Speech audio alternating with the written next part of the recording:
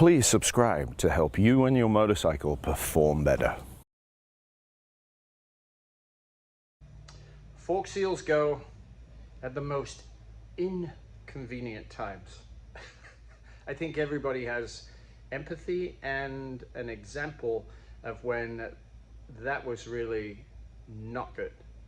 So I've got some street coaching to do tomorrow, and the fork seal's blown on the Multistrada Öhlins electronic forks. So I need to do a rush job. I don't have a seal, so I'm going to do a cheat.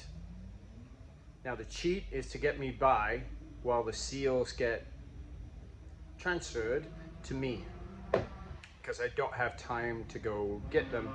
They were supposed to be shipped and arrive today. They didn't.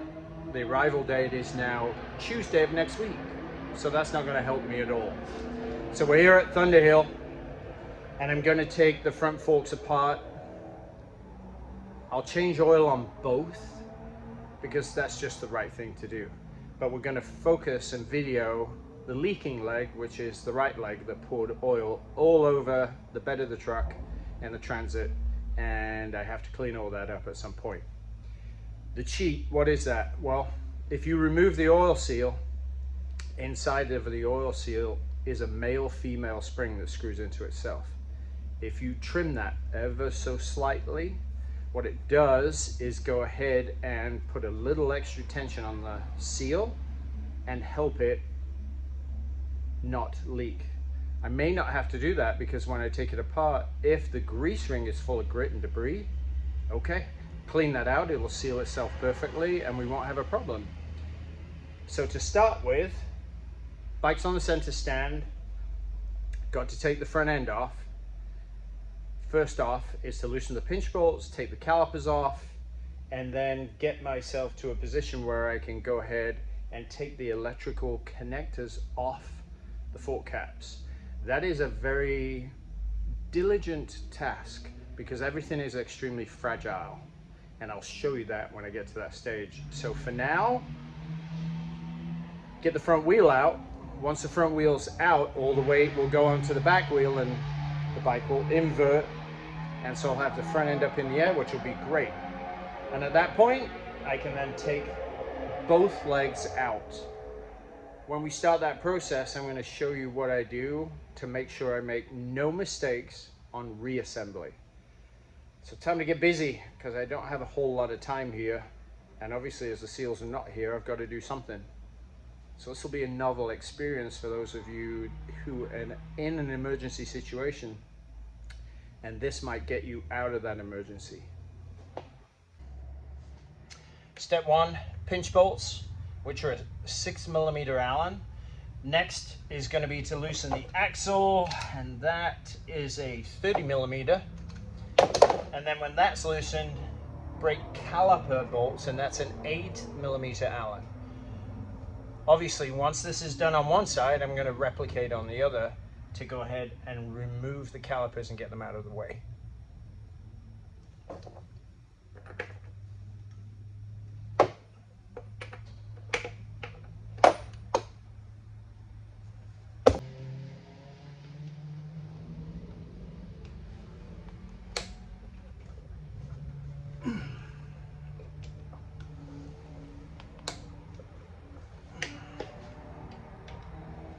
Once they're broken free, I'm going to reverse the Allen so I can unscrew it by hand.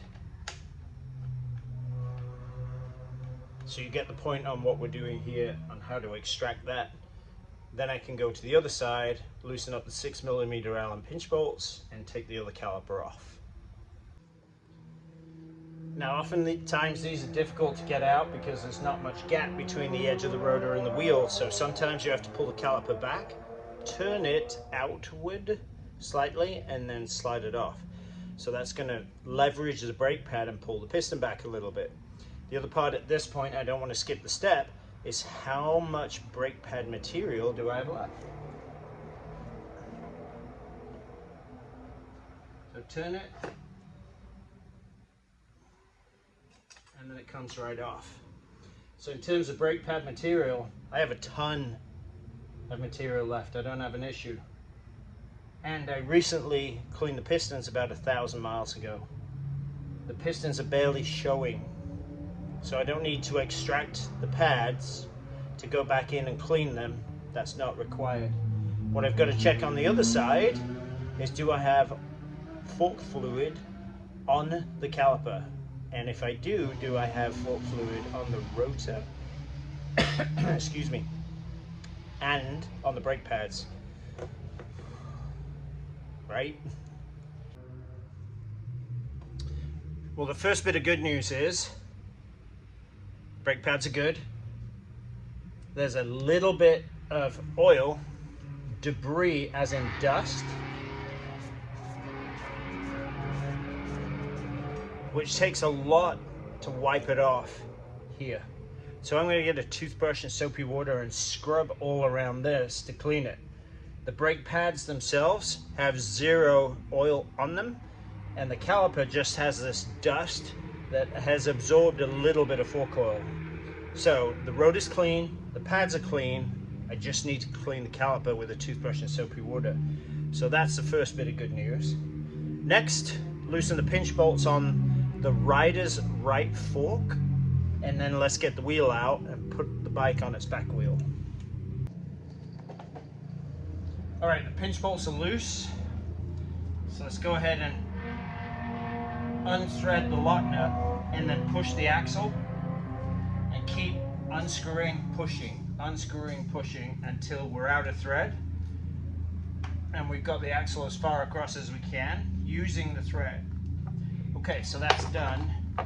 Don't forget the washer. Put that on top of the nut so you have it. I'm going to set it over here with the socket so I know where it is. Now the other piece of the puzzle is to take your index finger, put it on the edge of the axle, and there's two ways that you can do this. You can lift up with your left hand and do it that way, or you can put your shoulder under the fairing and lift up using your shoulder, which is an easy way for me to do it, and then push that axle through. Axle is through. Now I'm just gently going to hold it up. We've got to keep the wheel square and then pull the axle through. Okay, see how the bike dropped back onto the rear wheel? Makes it super easy now to go ahead and remove the front fender or mudguard, and then go ahead and start pulling the forks themselves.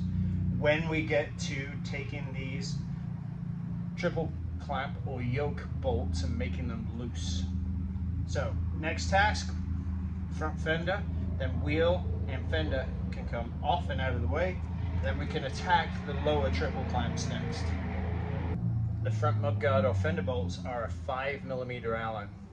Got a nice T-handle, which will break it loose. And I'll break all four loose first, because these have Loctite on them. Then I'll go ahead, remove all four, and pull the fender mudguard out of the way. Moving on. The last part of the process to get the front fender out of the way is to get the wheel speed sensor out. That is an 8mm Allen. Just got to break that free because the wire is running all the way through the front fender, all the way.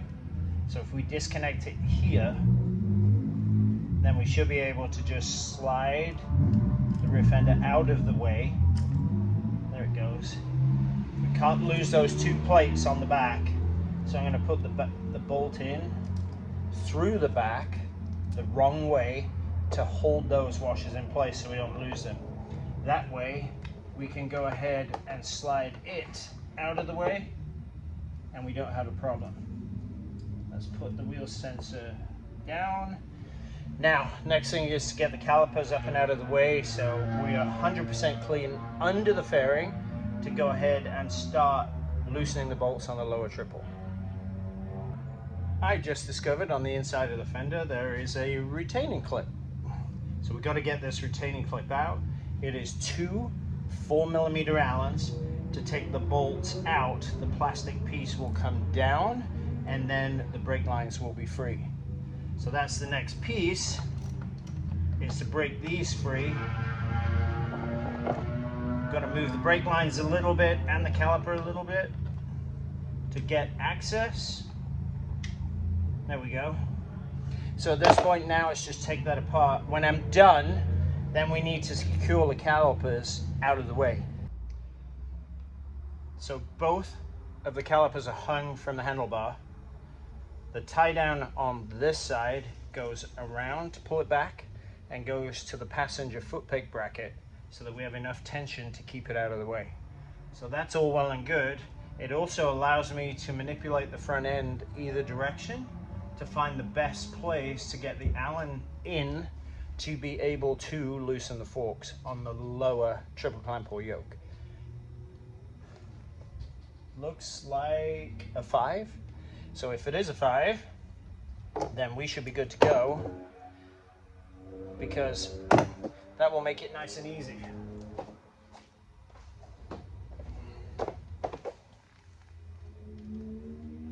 No, it's bigger.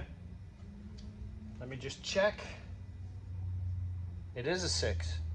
Okay. 6mm Allen, 2 bolts.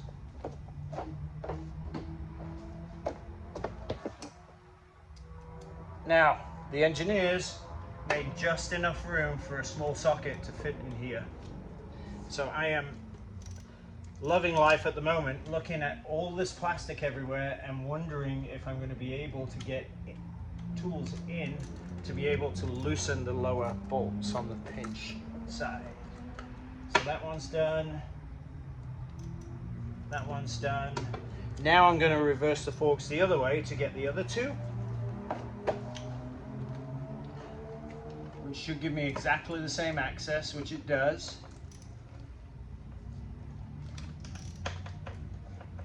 There's one, and then upper one.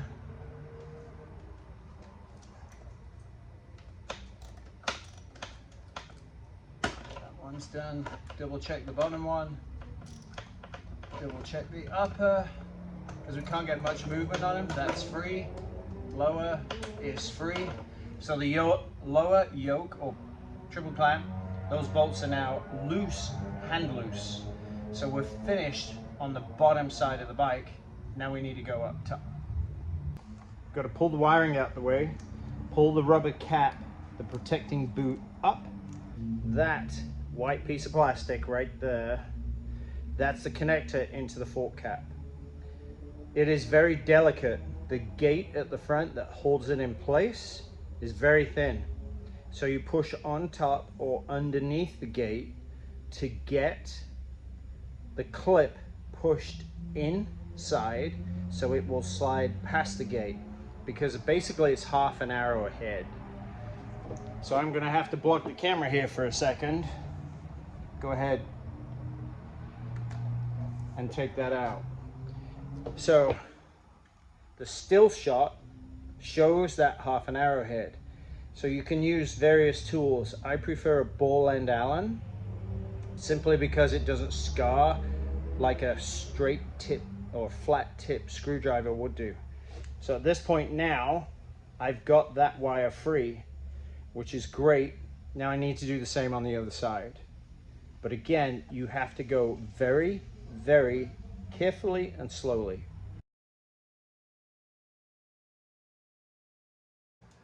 Now technically, everything is loose. The wire's disconnected from the cap for the suspension. And if that's the case, I should be able to turn the fork and wiggle it and bring it down as I turn it. But obviously, I don't want the bike to fall on me, so I've got to be careful. So just twist in a downward motion, and it will eventually pop free. And as you saw there, it'll pop free quickly. Now there's the cap.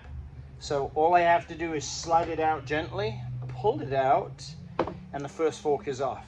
I'm going to repeat the procedure on the other side.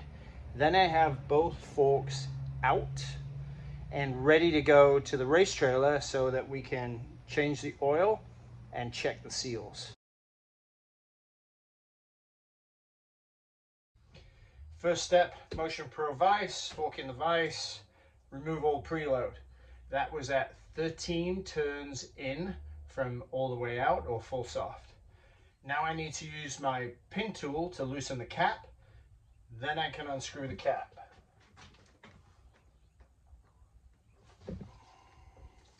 Okay, so now that's done, we can go ahead and unscrew the cap and then reposition the fork in the vise.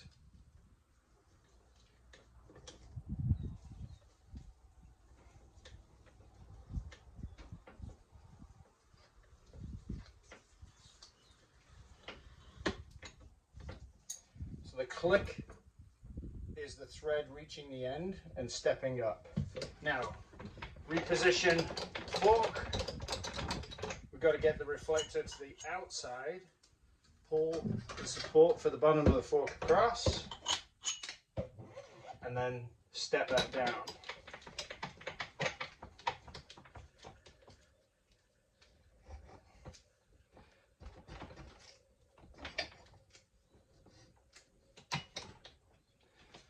Okay, that's that part done. The next part is to get the cap off.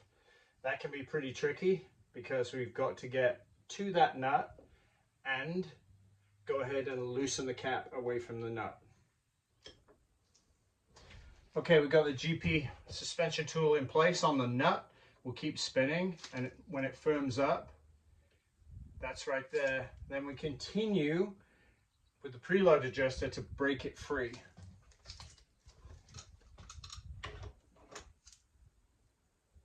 There it goes. Now I go backwards and forwards to make sure there isn't a bunch of stress on the nut, on the rod. And that makes the rest of the removal extremely easy.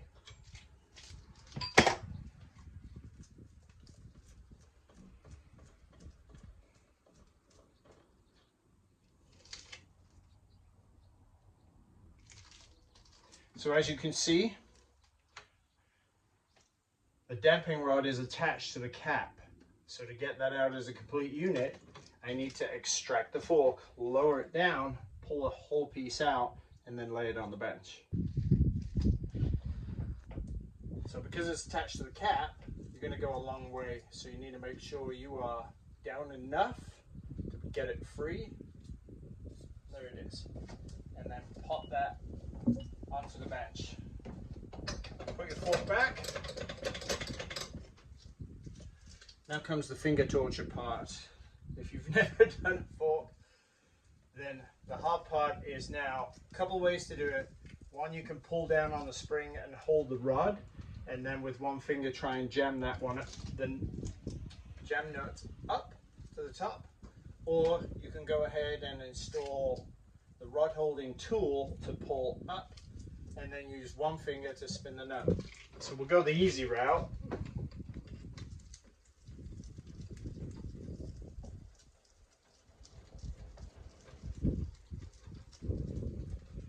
Pull up, hold, then push down and use your thumb and send the nut all the way up. Then give your fingers a rest and then do it again, do it again, do it again. You can also use a tool and spin the whole assembly up as long as the rod doesn't move. Lots of ways for you to attack this problem. But we have to get the jam nut off the rod to get the spring and spacer out to then go ahead and be able to remove the seal. Now the nut's ready to come off. We'll remove it, set that down, then bring the spacer, set that down, let everything relax. Okay, now we can take that away. Let's get the spring out. And then the spring gets laid on the table the way it came out. So everything has to be in the same sequence and the same place. That way, you know exactly where everything goes and in what sequence, and you don't get it wrong. Next step is to get the old oil out and see how much we lost. So we'll pour the oil out, but when you do pour the oil out, you need to cover the rod. I'll show you why in a second.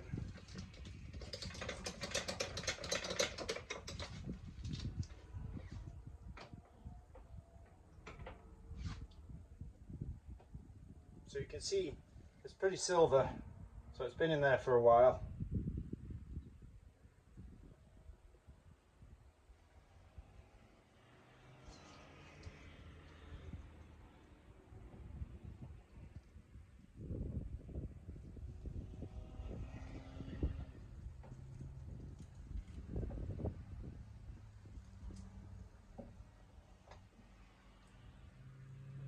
So we'll get most of the oil out. When you cover the rod, you're holding a second spacer inside, and it stops it from falling into the jug, collecting the oil and throwing the jug on the floor and you having a massive cleanup operation. So that's still trapped. So we'll go ahead and remove it, and again, orient it the right way, so that we know the spring sits in that part, etc. So that takes care of that piece. Now we'll let the rest of it drain out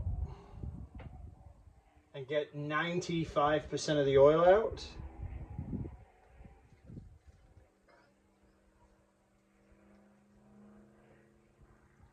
Come on.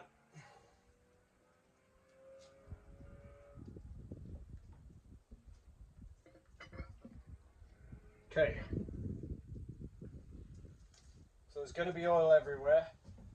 Make sure you have some kind of paper towel to clean that up. And when we've got almost everything out, we'll set the fork back for the time being. Okay, so let's set the oil out of the way. Then you can see the layout on the table. So everything is laid out in sequence. The spring sits into the spacer. That comes to the top of the spring, to the second spacer with the jam nut and the cap. So everything is laid out exactly as it came out, so we can't make any mistakes. The white spacer is actually not too bad. I was expecting that to be really black and filthy, but it's in good shape. So that oil probably has not been in there for too many miles, and with only 8,000 miles on the bike, I would anticipate it had one oil change. So that takes care of that. Now we've got to get the outer tube off.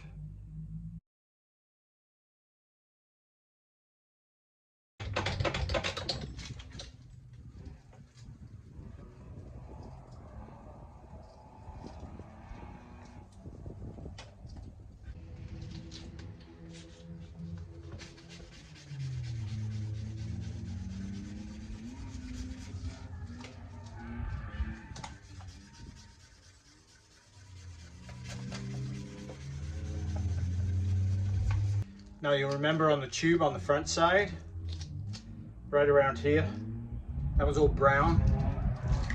I got almost all of that out with the 400 grit. Then again, it takes time and diligence to do this. You can't rush it, and you can't be aggressive with sandpaper either. So that's twice around, and then one little extra piece of energy and effort lightly on the brown stain of the rubber. Now that that's all gone, up to you. You can use 800 grit, 1000 grit, you can do whatever you want to polish the tube out from this point. So the good part is all the extra marks that we were finding on the forks are gone, so it'll be nice and smooth, which is great, which will mean there's no pathways for the oil to trickle through. So next, now that that outer tube's been draining for a while and filling up that paper towel, next we need to look inside the fork and the oil seal specifically and see just what we're facing. Is the edge of the seal itself ripped? If it is, I'm done for. Can't do anything now. Unfortunately, I'm stuck. And if that's the case, project's abandoned until I get the seals.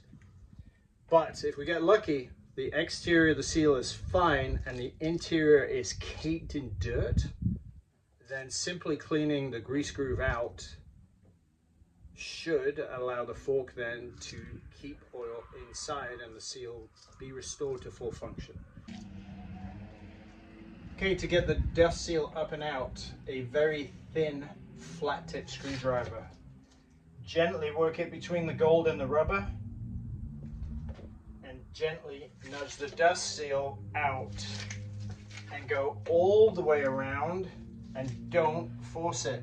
You don't want to take the gold anodization off. Okay, so our dust seal is off and it's soaking wet, obviously, because it's been leaking oil for quite some time. Now here's the cross your fingers part.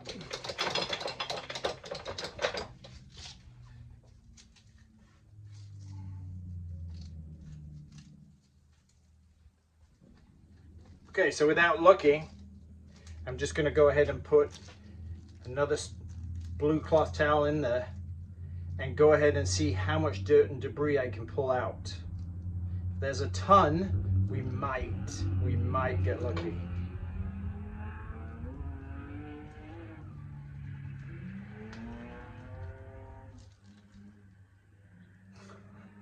There's a lot.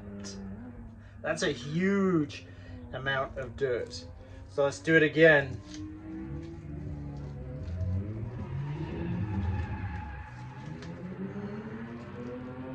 Even more. So I have a sneaky feeling that we're gonna get lucky here. I'm still gonna take the C-clip out, which is that little ring inside at the top. Clean that up, clean around the exterior of the oil seal, get that all dried out, because otherwise it's just going to leak everywhere. And now that that's done, when that is done, I'm going to take a look at the edge of the dust seal to see if there's any cracks, rips, anything that is going to kill this repair process right now. So with a jeweler's screwdriver or a pick, very easy to extract this without damaging anodization at all, and without damaging the oil seal.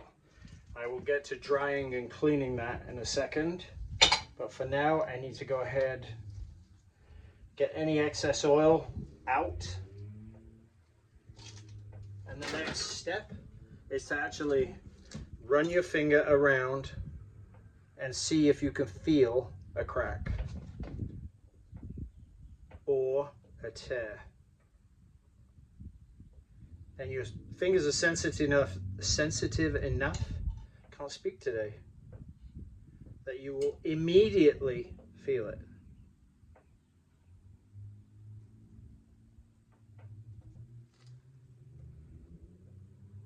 And I don't feel anything there at all, nothing.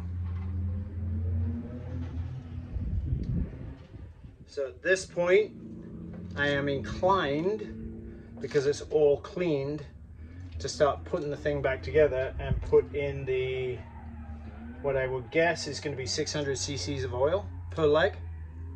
But this has been the leaking leg, so this will stay dry until we extract all the oil out of the good leg. But that oil seal is in great shape.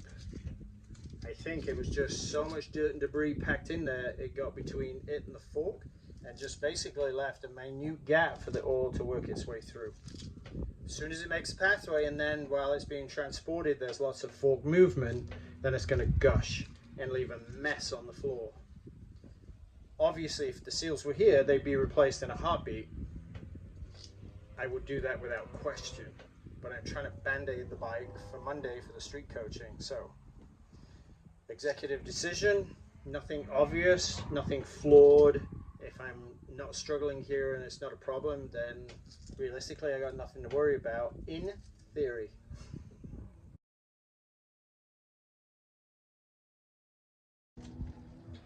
Now if you choose to remove the seal, you're going to clean the well where everything seats inside, and you're going to put a tiny bit of rubber grease in there. I use high temp wheel bearing grease, and sparsely, just a little bit, to help seat the seal. Then you get a ring. That ring has a flat side and a round side. The round side goes down because the flat side supports the oil seal. So always remember, seal to flat. Because when you put this in, this isn't a flat, it's a rounded machined edge. So that's all cleaned out, greased up, that's in there. Now the oil seal.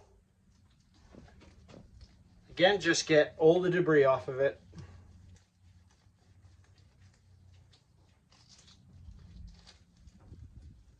and get it clean.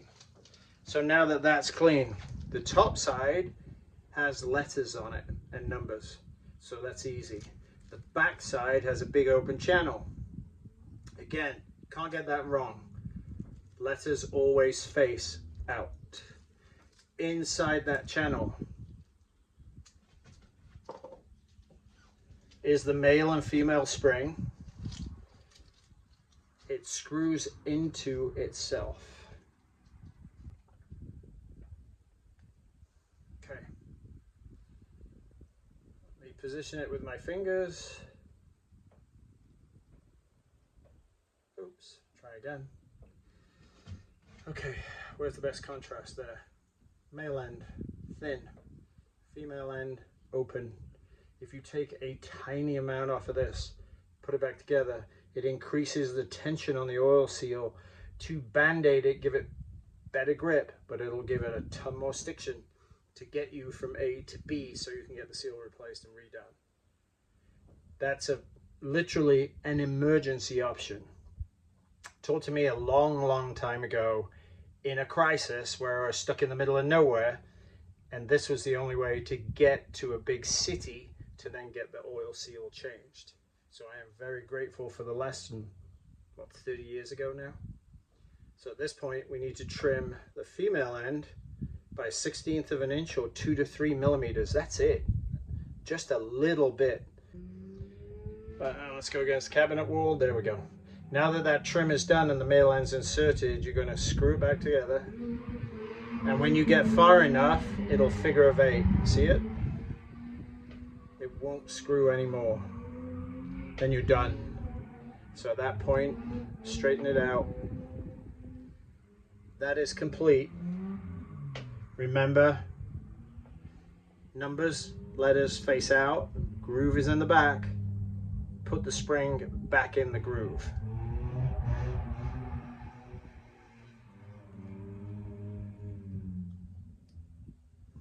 Then inspect that the lip here on the inside is 100% seated with the spring.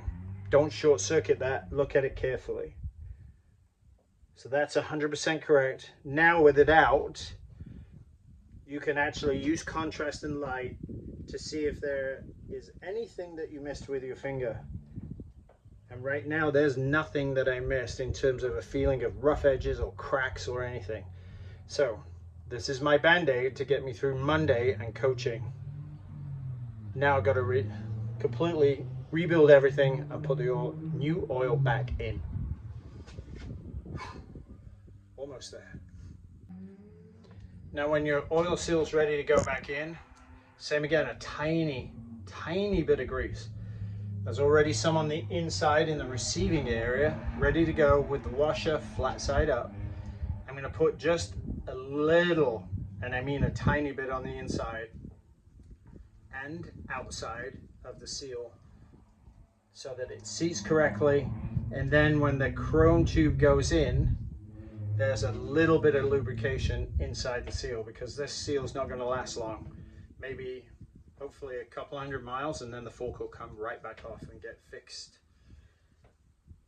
I don't want too much grease on the inside because it's going to attract, and in attracting, we get that gap back, and we don't want that gap. Last step, prior to the seal going in, again, something I was taught a long time ago, warm this up. Blue propane cylinder, but warm it, don't cook it.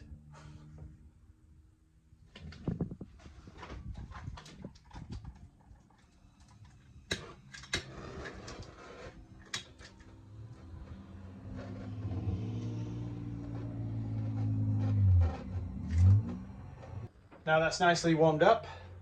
Oil seal, push, flatten out, get the correct seal driver, and because it's nice and warm, it will literally, done. Pushed in, feel it hit the flat side of the washer, and that's it. You don't have to pound anything in. Heat is your friend.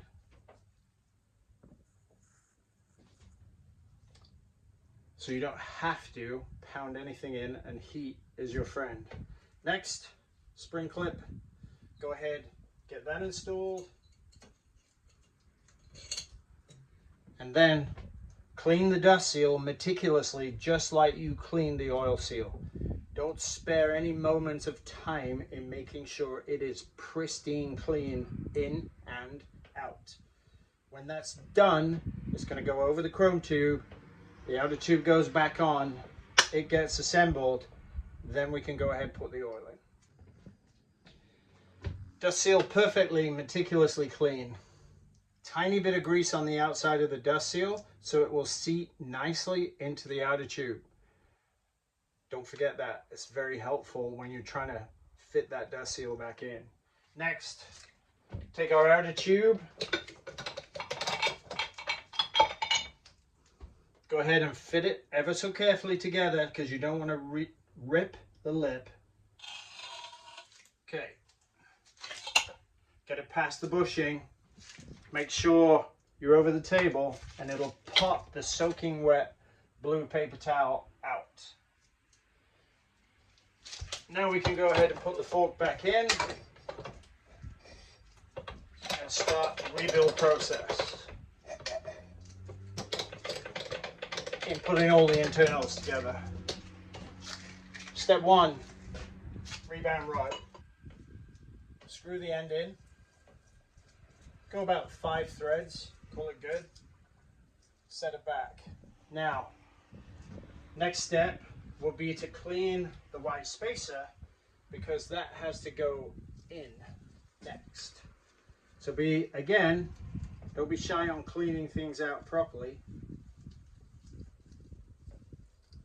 because there's all metal shavings that are trapped in there, so make sure, be very annoying, that it is pristine clean.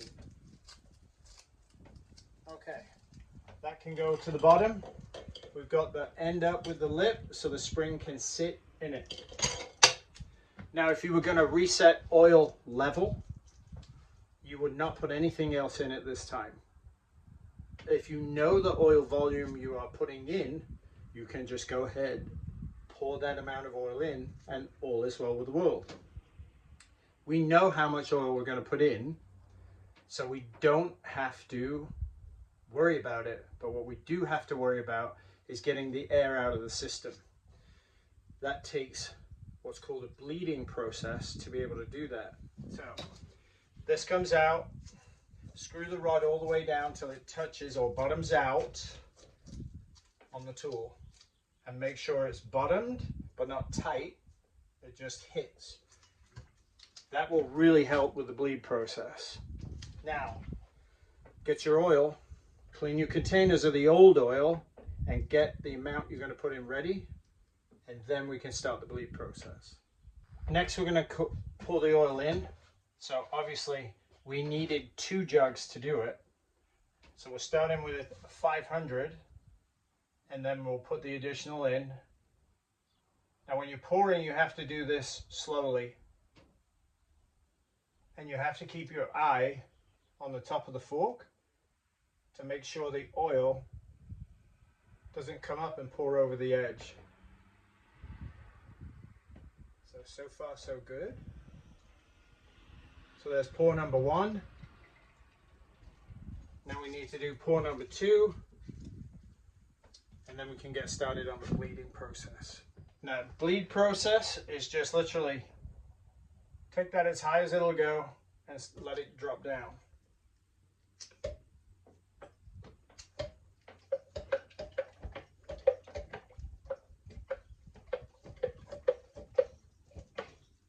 And then you'll hear it suck oil up. And it becomes harder and harder to pull this up. And when it does pop, there, that's air. So you have to be able to go through the entire stroke and it not pop up with air. This might take 30 seconds, might take 5 minutes. It takes what it takes.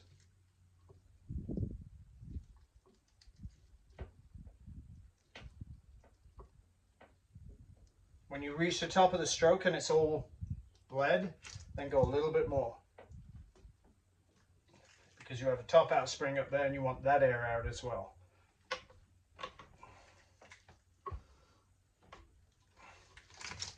Okay. Pulls up consistently, no sucking sound of air. Drops down nice and smooth. That is bled. Spring goes in the way it came out. Come on, there you go. Lower it gently so you don't get splashed in the face with oil. Once the spring's seated, put it back in the vise. Again, we're trying to not hurt the reflector. And now comes that delightful moment of time where we have to fight this jam nut. Job done. No tools were damaged during this installation process. No tools ejected from the trailer, just for the record. But my hands are sore. It's physical. Now we have to get the cap back in with the rod. So just as we did before, we pull the fork out and then we carefully put the rod back in.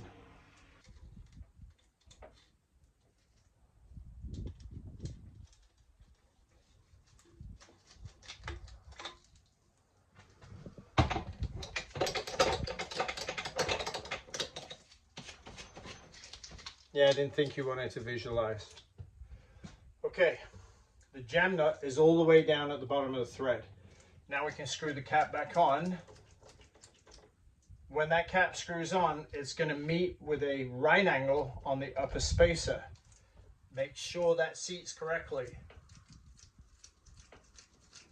It will screw itself down to a point and then the jam nut will just spin. Then it's time to get our tool from GP Suspension. Hold the jam nut in place and turn the cap.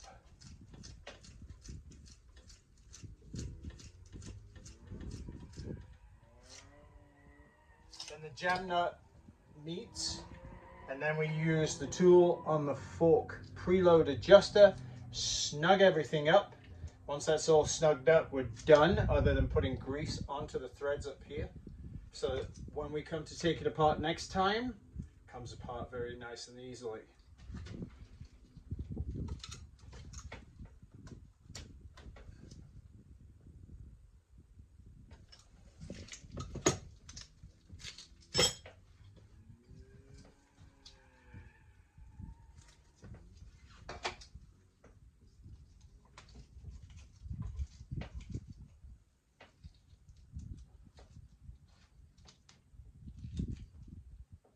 Again, not a whole lot of grease. Okay, now just screw it together. I personally always go backwards first. Plunk. Now the threads are seated at the walk-in points. Screws in real easy. And from there, I'll get my pin tool and then snug the cap down, and this fork is completely finished. And what am I doing in the other leg? I'm going to clean the seal. I'm going to do exactly the same process, but I'm not going to trim the internal spring because it doesn't need it. It's not leaking. But I will go through exactly the same process and fresh oil and the same amount of oil so that both legs are ready to go and I have nothing to worry about on Monday. Okay. Obviously, when we get back to the bike, fork goes in 15 millimeters. Pinch bolts are tightened up. We know the forks are set. Then it's just going ahead, put the fender back on, put the line, secure it in that piece of plastic with the two 5 millimeter Allens. Then put the speed sensor back in and the wheel in, calipers on. After the toothbrush clean with soapy water, then go road test it. I need to put probably 50-60 miles on it to know it's going to be fine and that I can trust it. If I can't, I have an emergency backup bike just in case. But we'll see how it goes by being diligent and testing first. Not that hard, but you have to be very methodical in the process. So, hope you learned a few things. that you're not frightened of a fork being electronic, and that you are incredibly diligent getting the wire out of the top of the cap. That's not fun when that goes south. And remember, preload was at 13 turns in, and this is brand new fresh oil, so it won't be as thin and worn out. So your damping settings, this case my dash, if my rebound was 8, I'm going to make it 12. If the compression was 10, I'm going to make it 14, because we've got thicker, newer oil that over a period of heat and range is much more consistent. So don't forget to change your damping back and write down what you had and where you're starting from. Bike's back together, quick road test, and some, shall we say, very aggressive braking, because we got to test, right? We got to put that fork seal under distress as an emergency repair and make sure it works. The other piece of the puzzle is to look at the settings I had, see how the bike rode from a test point of view in absorbing the bumps, and what I might consider changing prior to Sunday based on ambient temperature. If it's really cold on the coast, the settings I have in the bike are going to be too firm because the oil temperature will be too cold. If that's the case, oil will be too thick.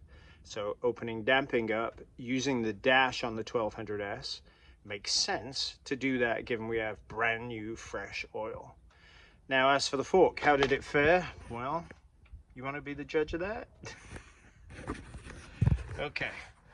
Oops, going the wrong way. I would say there's not a drop of oil anywhere, and then bringing it out, going from the bottom of the fork all the way up. It is literally bone dry. Oops. Now, as everything is dry, and it was very aggressive braking, putting it under a lot of force, we should be good for Monday in the coaching on the street. Sometimes you got to do what you got to do to get by, to make it work until you can get the proper service, and in this case oil seals, done. I'll still reuse this oil, it's brand new. We'll just go ahead and replace the seals. So, quite a bit of work, but it needed to be done to make Monday's appointment. So if you're in a pickle and you're in a jam, there is that option where you can use that one-time fix to get you out of a world of trouble. Okay, I think we're good to go. Clean the garage up, put the tools away, load the bike up, and go get something to eat. Won't be a pint and a curry this time, but I think it will be Red 88 for some steak bites.